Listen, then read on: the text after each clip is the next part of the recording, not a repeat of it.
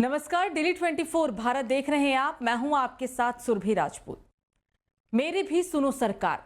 जी हां, एक तरफ जहां बात होती है विकसित भारत की, $5 बिलियन की और विश्व गुरु की, लेकिन उसी भारत देश में अभी भी ऐसी कई गांव हैं जहां आज भी लोगों को उनकी मूलभूत सुविधाएं तक मुहैया नहीं हो पाती।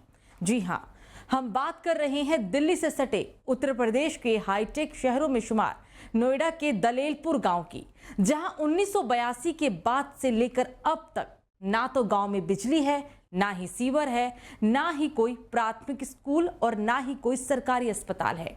इस गांव के लोग आज भी मूलभूत सुविधाओं को तरस रहे हैं। इसी समस्या को समझने और लोगों को दर्द को जानने के लिए डेली 24 भारत के रेजिडेंट एडिटर ताहिर सैफी ने गांव का जायजा लिया और लोगों से बातचीत की, जिसमें गांव के लोगों ने मुख्यमंत्री योगी आदित्यनाथ से मदद की गुहार लगाई है। चलिए आपको दिखाते हैं ये खास रिपोर्ट। उत्तर प्रदेश के सबसे हाईटेक जिलों में शुमार नोएडा और ग्रेटर नोएडा में हर वो मूलभूत सुविधाएं उपलब्ध हैं जिसके एक आम आदमी को ज़रूरत होती है, और शायद इन्हीं सुविधाओं के चलते दूर दराज और दूसरे राज्यों से लोग इस ज़िले में आते हैं ताकि उन मूलभूत सुविधाओं का फ़ायदा उठाया जा सके। लेकिन क्या कभी आपने सोचा है कि इस हाईटेक ज़िलों में शुमार एक गांव ऐसा भी है जो मूलभूत सुविधाओं को आज भी तरस रहा है? जी हां, हम बात कर रहे हैं उत्तर प्रदेश के सबसे हाईटेक ज़िलों में शुमार दलेलपुर गांव की, जो कहने के लिए तो उत्तर प्रदेश की सीमा में है, लेकिन पूरी तरीके से वो उत्तर प्रदेश से हटकर इस नदी के पार फरीदाबाद की सीमा में लगा हुआ है और वहीं पर उस गांव के लोग जो है रहते हैं। बताया जा रहा है कि 300 की आबादी वाले इस गांव में आज तक जो मूलभूत सुविधाएं होनी चाहिए थी वो पूरी तरीके से नहीं मिल पाई हैं। गांव के लोगों का कहना है कि कई बार उन्होंने अपनी फरियाद गौतम बुद्ध नगर जिले के आला अधिकारियों के साथ साथ जिले के शीर्षक नेताओं तक पहुंचाई, और उसके बाद उन नेताओं और अधिकारियों ने उन्हें आश्वासन तो दिया कि जल्द उनके गांव का विकास होगा और उन्हें मूलभूत सुविधाएं उपलब्ध कराई जाएंगी, लेकिन आज तक ना तो उन्हें मूलभूत सुविधाएं मिल पाई हैं और ना ही वे सही से अपने मत का प्रयोग कर पा रहे हैं, क्योंकि पूरे देश में इन दिनों लोकसभा चुनाव चल रहे हैं और उसके चलते उत्तर प्रदेश में भी लोकसभा चुनाव है और गौतम बुद्ध नगर में दूसरे चरण का मतदान के लिए 26 तारीख को मतदान किया जाना है। दलेलपुर गांव के लोग लगभग 2 किलोमीटर चलने के बाद इस यमुना नदी को पहले नाव के रास्ते पार करते हैं और उसके बाद उत्तर प्रदेश की सीमा में आकर अपने मत का प्रयोग करते हैं और अपने प्रत्याशी को जिताते हैं। ये सोचा जाता है कि वो प्रत्याशी जीतकर उनके गांव में पहुंचेगा और विकास कराएगा, लेकिन जीत के बाद ना तो प्रत्याशी दलेलपुर गांव में कभी जाते हैं और ना ही अधिकारी उस गांव का विकास करा पाते हैं। गांव के लोगों का कहना है कि फरीदाबाद में उनका गांव बाढ़ के दौरान पहुंच जाने के बाद से उन्हें जो मूलभूत सुविधाएं मिलनी चाहिए थी ना तो वो उत्तर प्रदेश प्रशासन के द्वारा उपलब्ध कराई गई हैं और ना ही फरीदाबाद की सीमा में, क्योंकि ये गांव बस चुका है और एक गांव उत्तर प्रदेश में इसकी गिनती होती है, तो फरीदाबाद प्रशासन और शासन इस गांव का विकास नहीं करा पाए हैं, जिसके चलते आज भी लोग मूलभूत सुविधाओं के लिए अधिकारी और राजनेताओं के चक्कर काटने के लिए मजबूर हैं। आखिर ऐसा वो क्या कारण है, आज हम आपको दिखाते हैं ताकि आम जनता तक लोग अपनी समस्याएं जो है आसानी से पहुंचाने का उन नेताओं और अधिकारियों तक काम कर सकें जो एक आम आदमी को जरूरत होती है। दिल्ली से सटे नोएडा, जो कि हाईटेक शहरों में शुमार है, जहां हर वह सुविधा उपलब्ध है जो कि एक आम आदमी की जरूरत होती है। चौड़ी चौड़ी सड़कें, शिविर, पानी, 24 घंटे बिजली की सुविधा के साथ ही साथ ऊंची ऊंची इमारतें हर किसी का ध्यान अपनी ओर आकर्षित कर लेती है। इस शहर में सरकारी प्राथमिक स्कूल से लेकर प्राइवेट स्कूलों की भी भरमार है, लेकिन दुर्भाग्य से इसी शहर में एक ऐसा भी गांव है जहां न आज तक बिजली पहुंची है न ही सड़कें, वहीं सरकारी स्कूल भी नहीं पहुंची हैं और प्राथमिक स्कूल का भी बुरा हाल है। अब आप सोच रहे होंगे कि आजादी के बाद से दिल्ली से सटा ऐसा कौन सा गांव है जहां आज तक यह मूलभूत सुविधाएं भी नहीं पहुंची। जी हां, हम आपको बताते हैं। दरअसल गौतम बुद्ध नगर लोकसभा क्षेत्र में स्थित दलेलपुर गांव, जो कि लगभग 400 लोगों की आबादी का बसा हुआ गांव है, 1982 तक यह दलेलपुर गांव हरियाणा में आता था, लेकिन 1982 के बाद सीमांकन हुआ और यह गांव हरियाणा से कटकर उत्तर प्रदेश में आ गया। उसके बाद से इस गांव का आज तक कोई भी विकास कार्य नहीं हो पाया है।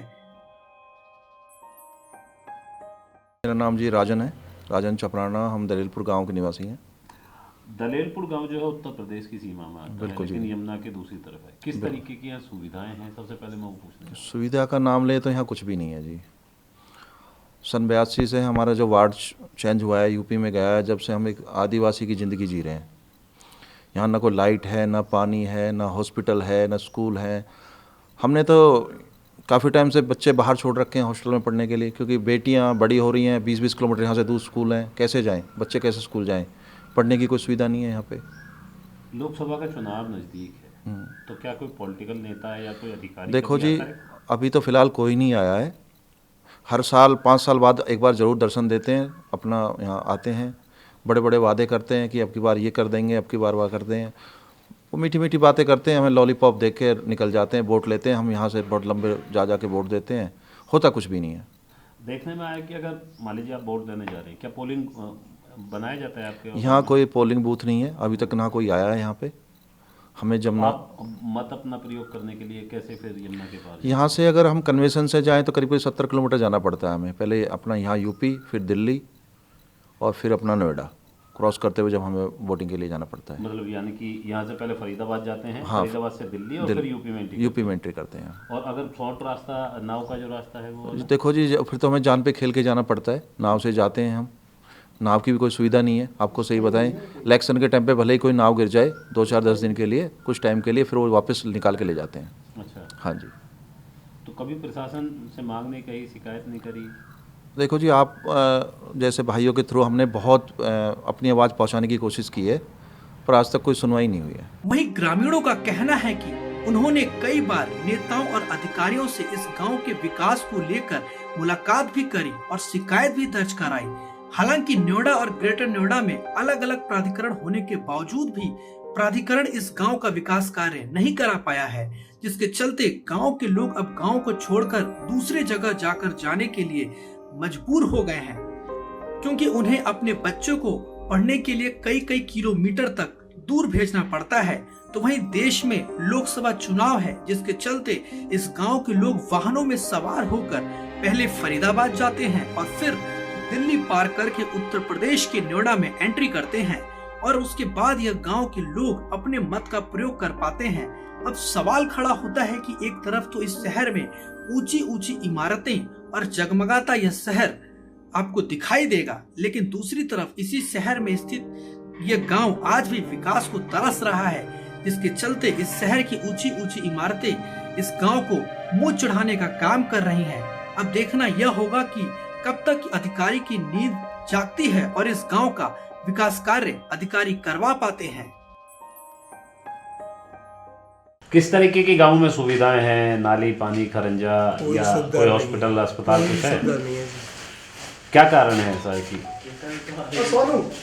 कोई आते नहीं टाइम पे, इसी टाइम पे आते हैं, आकर चले जाते हैं, खाना पूर्ति करे के बाद में कोई सुनाई नहीं होती। यानी कि जब चुनाव होते हैं तभी नेता और अधिकारी आते हैं? हाँ जी, हाँ। तो आप लोगों ने कभी मांग नहीं करी नेता या अधिकारियों से कि गांव में भी विकास किया जाए? हाईटेक सिटी में आपका कोई गांव आता सुनता है? नहीं है, करते तो हैं। अच्छा। दूसरी तरफ इस गांव के लोग जब नोएडा आते हैं तो उन्हें यमुना नदी को नाव से पार करके नोएडा आना पड़ता है और अपने कार्यों को निपटाना पड़ता है।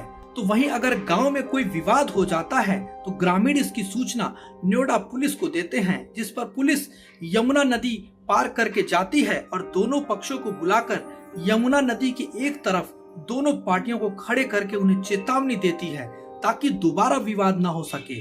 इस दौरान पुलिस यमुना नदी के दूसरे छोर पर खड़ी नजर आती है। अगर विवाद बड़ा हो जाता है तो नोएडा पुलिस या तो नाव के माध्यम से यमुना नदी को पार करके दलेरपुर गांव पहुंचती है। अगर यमुना नदी में बाढ़ का पानी आया हो तो फिर नाव ना हो तो ऐसे में नोएडा पुलिस दिल्ली जाती है और फिर फरीदाबाद होते हुए दलेरपुर पहुंचती है, जिसके चलते कई घंटे का समय बीत जाता है और पुलिस को भी समस्या का सामना करना पड़ता है।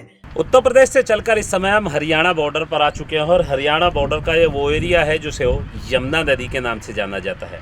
त्रिलोक सिंह हमारे साथ मौजूद हैं जो इस यमुना नदी में नाव चलाते हैं और यूपी से हरियाणा आने वाले जो लोग हैं, जो दिल्ली और फरीदाबाद के होकर नहीं आते हैं, सीधा अपना शॉर्टकट रास्ता अपनाते हैं, इस यमुना नदी को पार कर हरियाणा सीमा में यूपी से पहुंच जाते हैं। त्रिलोक सिंह हमारे साथ मौजूद हैं, सबसे पहले उन्हीं से हम बात करते हैं। ये बताइए त्रिलोक जी, कब से आप नाव चला रहे हैं और कितना समय आपको हो गया? कम से कम 10-15 साल हमें नाव चलाते हो गए हैं। अच्छा, और अपने खेत थे, यहाँ खेत हैं, वो आगे बाढ़ क्षेत्र में आ गए हैं। बाढ़ क्षेत्र में आ गए। हाँ, उससे पहले हम खेती करते थे, उससे पहले हमारी छोटी नाव थी। अब हमने आने जाने के लिए, जब हमारे पास कोई रास्ता नहीं रहा, फिर हमने ये किराए के लिए बना लिया। तो मजबूरी में बनाई है या फिर क्यों? आप बता रहे हैं कि जैसे यूपी से सटा हुआ इलाका है, बाढ़ के बाद आपके जो खेत थे वो यूपी सीमा में जो है पहुंच गए हैं, कहने के लिए वो हरियाणा सीमा उल्टी हो गई है, यूपी की सीमा हरियाणा में आ गई है। तो आप लोगों को दिक्कतें कितनी होती होंगी? दिक्कतें बहुत होती हैं, तभी तो नाव लिए बहुत बंदे मजदूर भी परेशान हो जाते हैं, क्योंकि कोई बंदे आ नहीं जा सकते। कहीं गहरा पानी, बहुत 10-15 फुट यहाँ गहरा पानी है। अच्छा, तो बोटिंग इधर होती है हरियाणा, अपने दिल्ली यूपी में होती हैं। यूपी में हरियाणा से चल के यूपी में जाते हैं लोग, यूपी में रहते, इधर कुछ टुकड़ा पड़ता हमारा उत्तर प्रदेश का, ग्रेटर नोएडा कहीं पड़ता है, जमुना पार हरियाणा के टच में जी। और वो बेचारे परेशान हो गए। दलेलपुर गांव है जी, परेशान हो गए, सीधा अपना यूपी, अपना यकूतपुर जाते, इधर से उनको भी बहुत दिक्कतें होती हैं, बहुत सामना कर रहे हैं अपने यूपी। अच्छा, कई बार ऐसा भी हुआ होगा कि मान लीजिए गांव में जो है जब 4 जन एक साथ रहते हैं तो विवाद भी हो जाता है, तो पुलिस कैसे जाती है फिर? वो भी नाव के जरिए पुलिस जाती है। अच्छा। और उनके पास कोई साधन नहीं, ऊपर से बहुत टाइम लगता है उनको आने जाने में, परेशानी हो जाती है, भीड़ है बहुत, कलंदी कुंज इधर दिल्ली। तो कई बार ऐसा भी होता है कि यमुना नदी में बाढ़ आ जाती है, तो उस दौरान कैसे करते हो? उस दौरान फिर हम नाव बंद कर देते हैं। अच्छा। उसके बाद नहीं चलाते, फिर उसके बाद उधर के उधर रह जाते, इधर के इधर बंदे रह जाते। तो जो लोग हैं और जिन्हें अपने काम के लिए दूसरे सीमा में आना होता है, फिर वो कैसे कैसे आते हैं? फिर वो कम से कम यहाँ से 20-25 किलोमीटर पड़ता है ऊपर, दिल्ली से घूम के अपना हरियाणा आते हैं। हरियाणा से फिर आगे एक टुकड़ा पड़ता है दलेलपुर गाँव, यूपी उत्तर प्रदेश का। यानी कि पहले जो है उत्तर प्रदेश से दिल्ली आना होता है और हाँ जी। दिल्ली के बाद हरियाणा की सीमा में एंट्री करनी होती हाँ है जी। और तब अपने एरिया में पहुंचते हैं। हाँ, तब उत्तर प्रदेश में फिर पहुँचते दोबारा। अच्छा। बहुत दिखते हैं उनको। तो कभी शासन प्रशासन ने कोई कार्रवाई नहीं करी कि कोई इस गाँव को? कोई प्रशासन नहीं आता, कोई आते हैं तो बोटिंग के दौरान आएंगे, 1-2 बंदे जो बड़े आदमी होंगे वो आ जाते चल के, उसके बाद कोई नहीं देखने आता इनको। और लाइट भी नहीं है, बहुत उनको दुविधा में है। तो अब जैसे बहुत लोकसभा चुनाव है, तो लोकसभा चुनाव में वो वोट गिरने कहाँ जाएंगे? वो अपना गांव सामने है, ये देखो इधर दलेलपुर सामने नजर आ रहा जी। वहाँ अपना जाएंगे वो वोटिंग करने के लिए। हाँ। वो भी कम से कम ज़्यादा नहीं तो 50-60 रुपये मुझे दे के जाएंगे, फिर वापस आएंगे। बेचारे परेशान नहीं, इतनी वोट डालने में इतनी दिक्कतें होती हैं उनको, क्या बताएं हम आपको। तो देखिए, ये नाव चलाने वाले शख्स हैं जो पिछले जो है 15 से लगभग जो है 10 से 15 सालों से जो है यमुना नदी में नाव चला रहे हैं। क्योंकि ये जो एरिया आप दूसरी तरफ अपने कैमरा में से दिखाना चाहूँगा, एक बार आपको अपना कैमरा एरिया पूरा दिखाए कि किस तरीके से बसा हुआ डेवलप एरिया है, जहाँ पर इनके खेत बसे हुए हैं। और जो खेत बसे हुए हैं, इन खेतों को जो है काम करने के लिए हरियाणा से जो है यूपी का जो इलाका है, इस एरिया में ये नाव के माध्यम से आते हैं। अगर कभी इस यमुना नदी में बाढ़ की स्थिति होती है या पानी अधिक हो जाता है तो उनको पहले फरीदाबाद जाना होता है, फरीदाबाद के बाद वो दिल्ली आते हैं और उसके बाद उत्तर प्रदेश के हाईटेक शहर नोएडा में एंट्री कर पाते हैं, जिसके बाद वो अपने काम को सुचारू रूप से जो है चालू किया जाता है। अब देखना ये होगा कि इन गाँव के लोगों की जो समस्याएं है वो कब तक शासन और प्रशासन सुनता है और इस गाँव की समस्या का निवारण कर पाता है। अब देखना यह होगा कि लोकसभा चुनाव में प्रशासन कैसे इस गांव के लोगों का मतदान सही ढंग से संपन्न करा पाता है। उत्तर प्रदेश का नोएडा हाईटेक जिलों में शुमार कहा जाता है और इस शहर में हर वो मूलभूत सुविधाएं जो एक आम आदमी के लिए ज़रूरी होती है। लेकिन क्या कभी आपने सोचा है कि इस शहर में भी एक गांव ऐसा है जो आज भी विकास की बाट के इंतज़ार में पिछले काफ़ी लंबे समय से इंतज़ार कर रहा है? जी हाँ, हम बात कर रहे हैं दलेलपुर गांव की, जो नोएडा में आता है, लेकिन यमुना नदी के पार होने के चलते इस गांव में जो मूलभूत सुविधाएं होनी चाहिए थी वो आज तक नहीं पहुंच पाई। आलम यह है कि गांव के लोग बिजली, पानी, खरंजे के साथ साथ ना तो गांव में कोई प्राथमिक स्कूल है और ना ही गांव में कोई अस्पताल है, जिसके चलते गांव के लोग अगर अपने वाहन के रास्ते से आते हैं तो लगभग 70 किलोमीटर का सफ़र कर पहले फरीदाबाद, दिल्ली और उसके बाद नोएडा में एंट्री करते हैं और अपने काम को निपटाते हैं। इसके बाद अगर नाव के रास्ते दूसरा रास्ता देखा जाता है तो इस यमुना नदी के माध्यम से गांव के लोग जो है इस नाव के माध्यम से नोएडा में एंट्री करते हैं और अपने काम को अंजाम देते हैं, या फिर जब उन्हें मतदान करना होता है तो मतदान के लिए भी या तो लोग इस नाव के माध्यम से आते हैं या फिर अपने व्हीकल के माध्यम से 70 किलोमीटर का सफ़र कर तब नोएडा में पहुंचते हैं और अपना मतदान कर पाते हैं। ऐसे में बड़ा सवाल खड़ा होता है कि 82 से बसा हुआ ये गांव आज तक जो इस गांव में मूलभूत सुविधाएं होनी चाहिए थी वो इस गांव के लोगों को आज तक नहीं मिल पाई, जिसके चलते गांव के लोग आज भी विकास की राह में इंतजार करे बैठे हैं कि गांव में कब विकास होगा और वो अपने मासूम बच्चों को अच्छी शिक्षा और स्वास्थ्य के साथ साथ अन्य मूलभूत सुविधाएं उपलब्ध करा पाएंगे। कैमरामैन संदीप के साथ ताहिर सैफी, डेली 24 भारत, दलेरगढ़, नोएडा। बहरहाल अब देखने वाली बात रहेगी कि सरकार और प्रशासन कब इस गांव की सुध लेता है और कब इस गांव का विकास कराता है, जिससे आम जनता को होने वाली समस्याओं से निजात मिल सके। फिलहाल अभी के लिए मेरे साथ इतना ही। आप देखते रहिए डेली 24 भारत। नमस्कार।